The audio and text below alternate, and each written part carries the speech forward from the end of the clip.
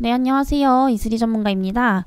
오늘은 이제 예선테크라는 종목을 또 문의를 주셨습니다. 그래서 저희가 한번 문의 내용을 같이 보도록 할 텐데요.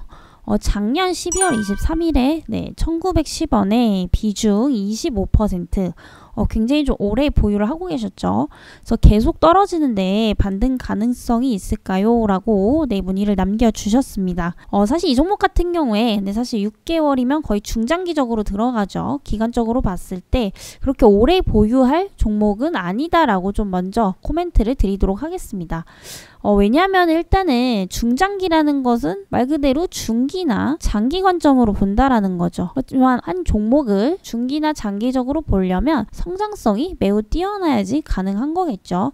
하지만 이 예선테크 같은 경우에는 작년 실적 적자에 올해 역시도 적자폭이 확대가 되고 있는 그런 상황입니다. 그래서 아무래도 중장기적 관점에서는 좀 맞지 않는 종목이다라고 일단 우선 실적적으로 말씀을 드리도록 하겠고요. 그래서 이 예선테크 같은 경우에는 이제 그 다양한 어떤 기능성 접착 소재 사업을 영위를 하고 있다라고 좀 보시면 되겠습니다. 그래서 주요 고객사로는 여러분들이 많이 알고 계시는 LG전자가 있겠고요. OLED 쪽이나 이제 LCD 관련 제품 쪽에 납품을 많이 하고 있는 그런 기업 입니다. 그렇기 때문에 이제 LG전자의 상황이 굉장히 좀 중요한 부분이겠죠. 하지만 최근 들어서 LG전자의 상황이 그렇게 좋지 못하다라는 점이 동사의 실적에도 동반 영향을 좀 주고 있는 그런 상황이다라고 보시면 되겠습니다. 최근에 이제 LG전자가 삼성전자와 가격 협상을 굉장히 논의를 많이 했었는데 이게 지금 이미 결렬이 된 상황이죠. 그리고 지금 엎친 데 덮친 격이라고 LG전자 같은 경우에 현재 지금 원자재 값이 되게 많이 상승을 하게 되면서 그만큼 단가 인상도 많이 하게 됐습니다. 제품에 대한 것들을.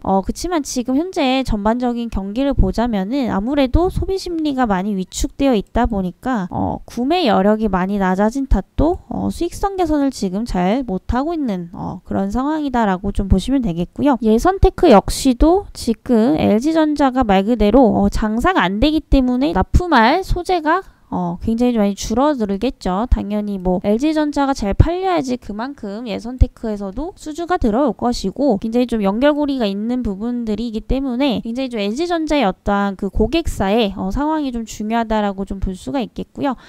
지금 현재 LG전자 자체적으로 좀 흐름이 좋지 않다 보니까 예선테크 역시도 좀 급하게 반등이 나오기는 좀 어렵지 않나라는 그런 판단입니다. 근데 오늘 같은 시장에서 어찌됐든 최저점을 기록을 하고 꼬리를 달고 반등은 좀 나오고 있다라는 점에서 여기서 우리가 좀 기술적 반등 정도는 노려볼 수 있겠다라고 보여지지만 어쨌든 중장기적으로 꾸준히 상승을 하기 위해서는 당연히 실적에 대한 부분들이 굉장히 좀 중요하겠죠. 하지만 이런 부분들이 굉장히 턱없이 부족하다라는 점에서 일단 상단선에 반드시 한계가 있을 거다. 이렇게 좀 보고 있습니다. 그리고 한번 안 좋아진 업황이 적어도 개선되기까지 최소 3년이라는 시간이 걸립니다. 그래서 단기간에 막 좋아지지 않기 때문에 추가적인 어떤 우상향을 기대를 해보려면 최소한 이제 연 단위로 좀 기다려 봐야 되는데 그러기에는 기회비용이 굉장히 좀 아깝겠죠. 그래서 보시면 작년에 이제 16억 적자 전환을 했습니다. 영업이익. 그리고 올해도 한번 볼게요.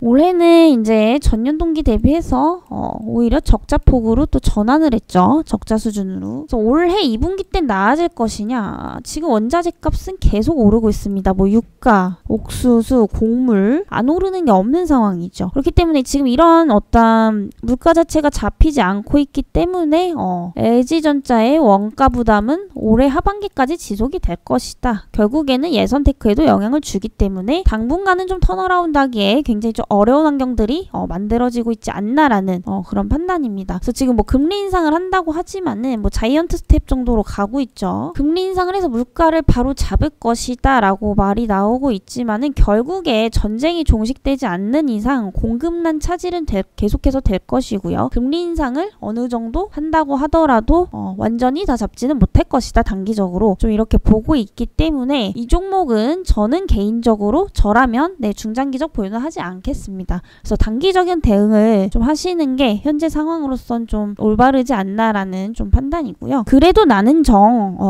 보유를 계속해서 해야겠다라고 하시면은 어느 정도 지금 이 비중이 25%시니까 뭐 5%든 10%든 어느 정도는 좀 대응을 하시고 지켜보시는 것도 좋겠다. 이렇게 좀 정리를 드려보도록 하겠고요. 뭐 반등이 나온다면은 충분히 기술적으로 1800, 1900선까지는 나올 수 있지 않을까라는 그런 판단입니다. 반등 안 나오면은 저점 더 깰 수도 있겠죠. 이미 지금 라인대는 무너졌기 때문에 여기서는 비중 조절은 판단대로 하시면 될 것 같고요. 제 개인적인 소견으로는 저라면은 과감하게 좀 잘라내고 종목 교체를 하는 방향으로 좀 갈 것 같습니다. 일단은 저는 항상 그렇게 말씀드려요. 중장기적 투자를 그냥 단기간에 물려서 어거지로 강제로 하지 마시고 항상 가치주나 성장주에 하셔야 된다. 가치주나 성장주에 중장기적 투자를 하는 것과 그냥 고점에서 물렸는데 대응을 못해서 중장기적 투자로 돌아서는 것은 아예 관점 자체가 다르기 때문에 수익률도 달라질 수밖에 없습니다. 그래서 지금 내가 이 종목을 대응을 못해서 물린 것이냐 아니면 정말로 내가 중장기적 관점으로 보고 들어간 것이냐 이런 부분들도 굉장히 좀 중요하기 때문에 다시 한번 좀 체크해 보시길 바라겠고요.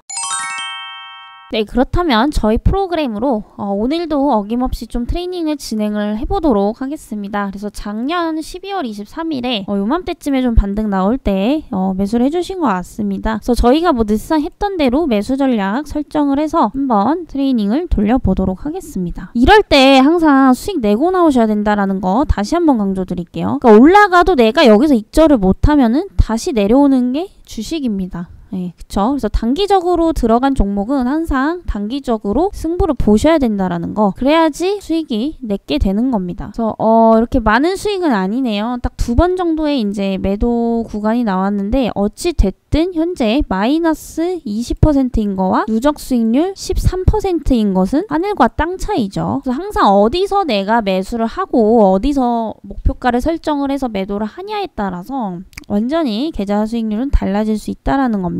그리고 만약에 이 매수 전략을 이 종목을 들어가기 전부터 이런 식으로 전략을 세워뒀다면 현재 구간도 충분히 매수 타점이 될 수 있겠죠. 그렇다고 한다면은 항상 하락하기만 하는 종목은 절대 없습니다. 중간에 반등은 반드시 나오기 때문에 또 한 번의 수익을 청산할 수 있는 구간들이 나올 수밖에 없다라는 거죠. 그래서 항상 중장기적으로 성장주나 가치주에 투자할 게 아니라면 매매 전략을 반드시 세워서 분할 매수, 분할 매도를 반드시 하셔야 된다라는 겁니다. 이게 복잡하고 어려우신 분들은 이 프로그램을 사용하시면 되기 때문에 문의는 아랫번호로 남겨주시면 되시고요. 또 종목 브리핑이 필요하신 분들은 종목 문의다라고 댓글 남겨주시면 참고해서 다음 영상에서 브리핑을 한번 또 해드리도록 하겠습니다. 그러면 저는 또 다음 시간에 뵙도록 하겠습니다.